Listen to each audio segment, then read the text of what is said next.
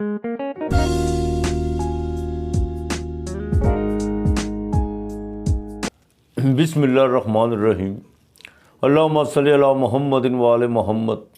अस्सलाम वालेकुम। आपका एस्ट्रोलॉजर फवाद वसीम। सबसे पहले मेरा चैनल सब्सक्राइब कीजिए और बेल आइकॉन का बटन दबाइए ताकि मेरी तमाम वीडियोज़ आप तक पहुंच सकें। राहु जो पिछले साल 2020 यानी 23 सितंबर 2020 को बुर्ज जोज़ा जेमिनी में अपनी 30 डिग्रियाँ तय करके बुर्ज सौर में दाखिल हुआ। यहाँ पर एक बात बताना ज़रूरी है कि ये राहु और केतु ये दो ऐसे प्लैनेट है जो उल्टी चाल में चलते हैं, और जैसे ही ये बुर्ज सौर में दाखिल हुआ, राहु जो मौजूदा पोजीशन में 27 जनवरी 2021 को रोहिणी नक्षत्र में दाखिल हो चुका है। रोहिणी नक्षत्र पर बात करने से पहले यहाँ राहु पर बात करना बहुत ज़रूरी है। राहु जो कि शैडो है, साया है, इसके आधे गुण देवता के हैं और आधे राक्षस के हैं, यानी आधे पॉजिटिव और आधे नेगेटिव।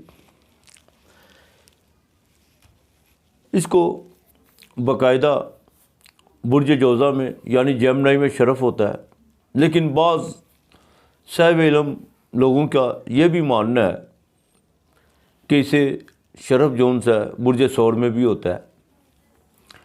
मुख्तलिफ एस्ट्रोलॉजर जेमिनी में कहते हैं और मुख्तलिफ जोन से हैं बुर्ज सौर यानी टॉरस में। लेकिन ये दोनों राशियाँ यानी दोनों बुर्ज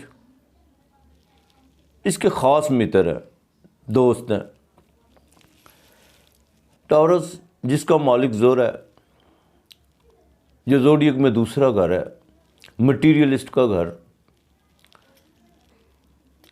राहु जो आज की इस जदीद दुनिया को समेटे हुए है, यानी hotel industry, media, communication, mobile phone और लैपटॉप और कंप्यूटराइज दुनिया की जितने भी सॉफ्टवेयर है वो सब राहु से रिलेटेड है। फाइनेंस, डिज़ाइनिंग वगैरह वगैरह। अच्छा, राहु के मिजाज में ज़िद्दीपन बहुत ज़्यादा होता है और ईगो बहुत ज़्यादा होती है। तमाम प्लैनेट सूरज से रोशनी लेकर चलते हैं, बल्कि ये भी कहना गलत ना होगा, ये कायनात और कायनात में बसने वाली मखलूक़ात भी सूरज के दम से ही है। बल्कि राहु का मानना है कि उसकी अपनी रोशनी है, इसी वजह से ये वो सूरज और चंद्रमा को यानी मून को ग्रहण लगाता है। राहु साहिब ज़ैचा के 11वें, 9वें, 5वें घर में हो तो इसका रिज़ल्ट बहुत अच्छा होता है, और इसको हबूत, स्कॉर्पियो और सैजिटेरियस में होता है। यहाँ ये नीच का भी इसे नीच का। अब ये 27 जनवरी 2021 को रोहिणी नक्षत्र में दाखिल हो चुका है। रोहिणी जो कि चौथा नक्षत्र है, वैसे तो वैदिक एस्ट्रोलॉजी में 27 नक्षत्र है, अश्विनी, भरणी, कृतिका और रोहिणी, ये चौथा नक्षत्र है। ये चौथा नक्षत्र है, इसका मालिक चंद्रमा है।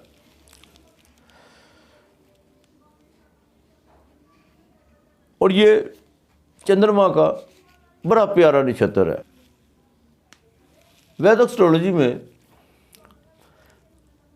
हिंदुओं के पुराने जो शास्त्र हैं उनमें उनका ये मानना है कि ये नक्षत्र चंद्रमा की 27 बीवी हैं, जिनमें सबसे जो उसकी प्यारी बीवी है वो रोहिणी है। और दूसरी तरफ ये भी मानना है कि ये जो नक्षत्र है ये आसमान पे बहुत से तारे हैं जिनको अलग अलग नाम दिए गए हैं, जो सूरज से बिल्कुल दूर, बहुत दूर है, इनको नक्षत्र कहा गया है। रोहिणी नक्षत्र जिसका लॉर्ड यानी देवता वो ब्रह्म है। मेल या फीमेल की पैदाइश रोहिणी नक्षत्र में होती है। ये चंद्रमा का नक्षत्र है जिसका जज्बात मन से बहुत गहरा लगा हुआ है। इसलिए इस नक्षत्र में पैदा होने वाले लोग जज्बाती और दिल से ज़्यादा काम लेते हैं। इस नक्षत्र में पैदा होने वाले लोग अपनी ज़िंदगी के अमूमन फैसले अक्ली बुनियादों पर नहीं करते और बहुत जल्दी दूसरों पर भरोसा खा जाते हैं, जिसकी वजह से ये ज़िंदगी में बहुत बार धोखे खाते हैं।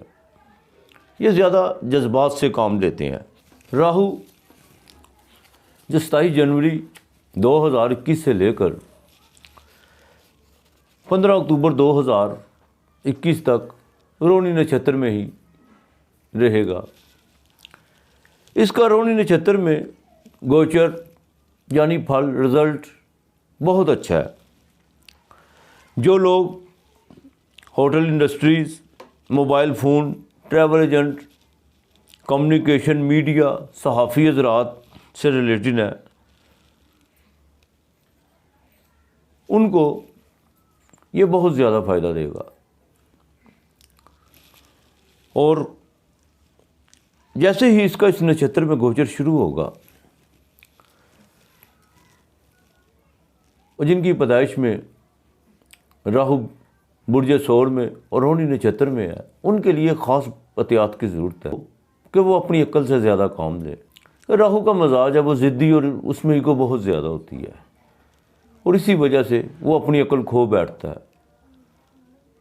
और जिन लोगों की पैदाइश में राहु रोहिणी नक्षत्र में बुर्ज सौर में, वो जज्बात से ज़्यादा काम लेते हैं, अकल से नहीं। हमल, सौर, सरतान, विरगो, इनके लिए इसका रिज़ल्ट बहुत अच्छा है। माली लिहाज से जिनके ट्रैवल रुके हुए हैं, क्यों, राहु का काम ही ट्रैवल कराना है और दूर का ट्रैवल, जो बाहर जाने के लिए बड़े बेताब हैं, उनके लिए ये वक्त अच्छा शुरू होने वाला है। जोज़ा और तुला वालों के लिए ख़ास तौर पर बड़ी एहतियात की ज़रूरत है। राहु जो दो धारी तलवार है, इसमें ज़रा सी भी गलती या कोई ऐसा काम किया तो इसका ये फ़ौरन रिजल्ट देता है नेगेटिव का। क्यों, इसके दो गुण हैं, राक्षस भी और देवता भी है। इनको बड़ी एहतियात से चलना होगा। कोई ऐसा गलत काम ना करें जिसका इनको फ़ौरन रिजल्ट इनके सामने आएगा। अकरब वालों के अज़दवाजी मामलात में कुछ खलल पैदा करेगा। धन यानी सैजिटेरियस वालों के छठे घर में राहु का होना और रोहिणी नक्षत्र में, ये दुश्मनों का तो नाश करेगा, इसमें कोई शक नहीं, लेकिन ये है कि इनको भी बड़ी एहतियात की ज़रूरत है। जद्दी वालों को इसका फल बहुत अच्छा मिलेगा, माली लिहाज से, तालीम के लिहाज से, और ख़ास तौर पर एक्वेरियस वालों के लिए इसका मिला जुला फल रहेगा।